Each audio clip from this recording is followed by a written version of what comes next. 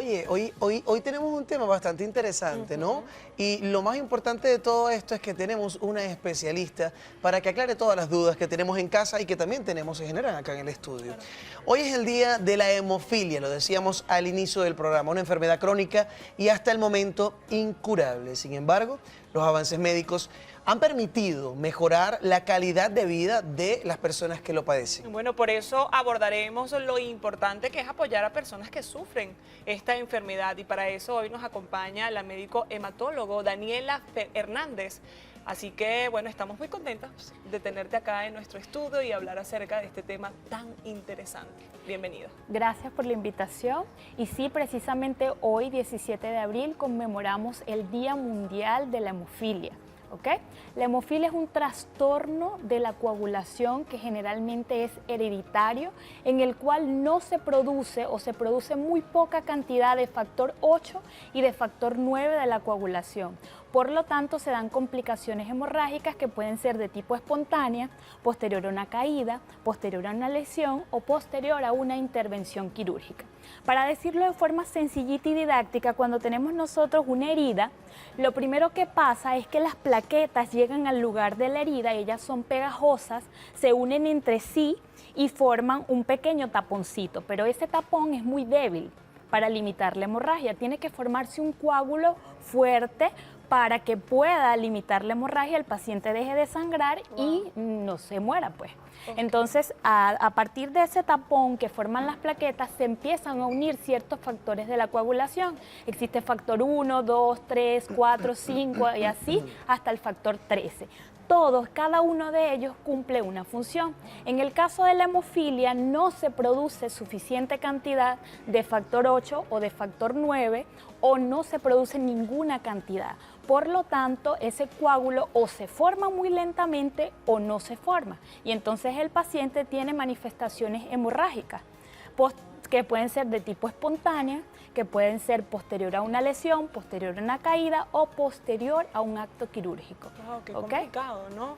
Sí. Ok, ¿hay tipos de hemofilia? Sí, se conocen dos tipos de hemofilia. Sabemos que la hemofilia A es cuando está afectado el factor 8. Es una enfermedad rara. Se sabe que hay un caso entre cada 10.000 habitantes y tenemos la hemofilia B, que es cuando está afectado el factor 9 de la coagulación. Esta es mucho más rara y se da cuando se da un caso entre cada 50.000 habitantes. ¿Ok? Es importante explicar lo siguiente, esta es una enfermedad hereditaria.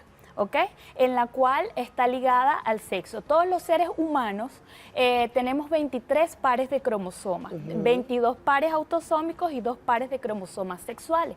Las mujeres somos XX y los hombres son XY, ¿verdad?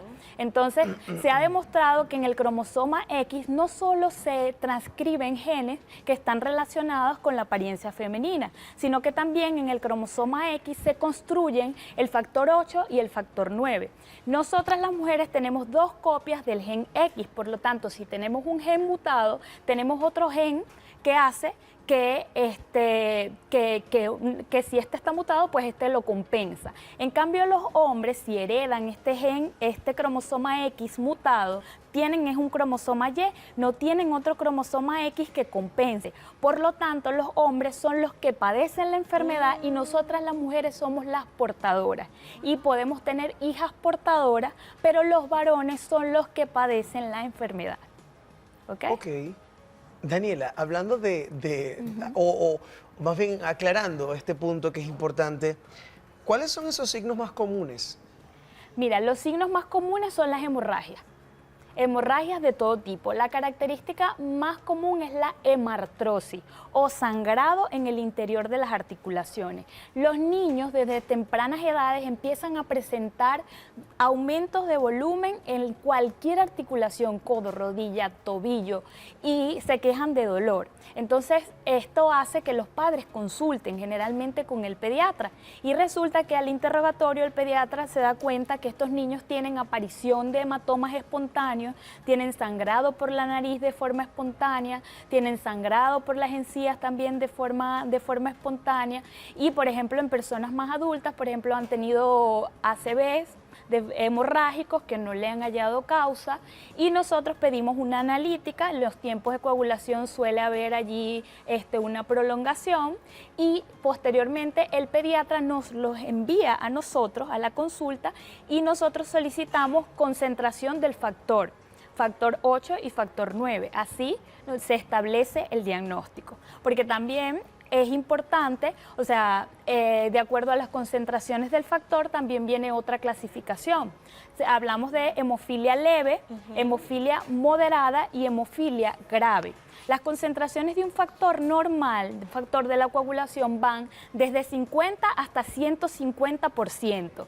En la hemofilia leve, la concentración de factor 8 o 9 está entre 5 a 45%. En la hemofilia moderada tenemos solamente de 1 a 5% de factor que se produce, mientras que en la grave solamente hay menos de 1% del factor de la coagulación que se produce. Okay. ¿Ves? Entonces es importante conocer el tipo y conocer el grado de intensidad de la hemofilia. ¿Sí? Oye, ¿Sí estamos claros? Sí, cuando mencionamos tanto el factor, ¿a qué nos referimos? ¿Qué es el factor? Como lo expliqué, para que se dé el proceso de la coagulación, de formación del coágulo, es necesario que lo primero que se hace es que se agregan las plaquetas y después se van agregando factores de la coagulación, factor 1, 2, 3, 4, 5, 6, así sucesivamente hasta el factor 13. Esto hace que se forme un coágulo sólido. ¿Son como procesos? Sí, son partes, son proteínas que van cada uno haciéndose su función, causan algo que se llama cascada de la coagulación. Cada uno de ellos va haciendo una función y haciendo que se forme un coágulo sólido que limita la hemorragia y que permita que la persona no siga perdiendo sangre, ¿ok? Entonces, en este caso, en la hemofilia no se produce o se produce muy poca cantidad de factor 8 y factor 9 de la coagulación. Entendido, ¿Sí? entendido. Ahora bien, hablemos un poco acerca de los tratamientos y los cuidados que debería tener una persona que padece de hemofilia. Exacto. En cuanto a los tratamientos, bueno, es importante primero saber el grado de afectación, si tenemos hemofilia leve, moderada o grave. Los tratamientos más eficaces en la actualidad están relacionados con concentración del factor de la coagulación, es decir, se extrae de la propia sangre humana factor 8 y factor 9, o sea, solamente se extrae el factor 8 y el factor 9 o se construyen de forma sintética en los laboratorios y se construyen drogas o medicinas que son administradas al paciente con hemofilia, es decir, tengo deficiencia de factor 8 y le pongo específicamente factor 8. Es como un tratamiento por la vía. Sí, por vía es inyectable. Perfecto. Entonces la dosis va a depender del grado de afectación del paciente. O sea, hay dosis profiláctica y hay dosis de demanda. Por ejemplo, si es un paciente muy mórbido que sangra mucho, tiene que recibir cierta dosis semanal y tiene que venir a consultas con nosotros cada cierto tiempo porque si aumenta de peso, disminuye de peso, pues la dosis va a cambiar, ¿ok? Claro. Y entonces tenemos que estarlo chequeando. Y existen pacientes, por ejemplo, con hemofilia leve, que son compensados, que no sangran nunca y solamente le colocamos este factor, por ejemplo, si ha tenido una caída. Claro. Es importante saber que todos los pacientes con hemofilia, antes de una intervención quirúrgica, deben recibir este factor de la coagulación que les falta por lo menos 8 horas antes de la intervención quirúrgica. Bueno. Y después de la intervención quirúrgica. Es importante saber que estos pacientes no deberían ser sometidos a intervenciones quirúrgicas. Por ejemplo, cirugías estéticas deberíamos evitarlas. Solamente cirugías que sean necesarias, ¿ok? Claro. Entonces, entre los cuidados también estas personas deben evitar golpes, caídas, no deben practicar deportes extremos. Nosotros los instamos a practicar deportes de bajo impacto para mantener las articulaciones lubricadas y evitar el sangrado de las articulaciones, Otro es si ya existe alguna lesión en alguna articulación, también los instamos a que acudan a consultas con fisioterapia para evitar que el daño sea permanente dolor en alguna de las articulaciones. Ay, querida Daniela, gracias por todos estos datos. Estoy seguro que son muy útiles para todos los que nos están viendo ahora mismo a través de las Muchísimas pantallas de Venevisión.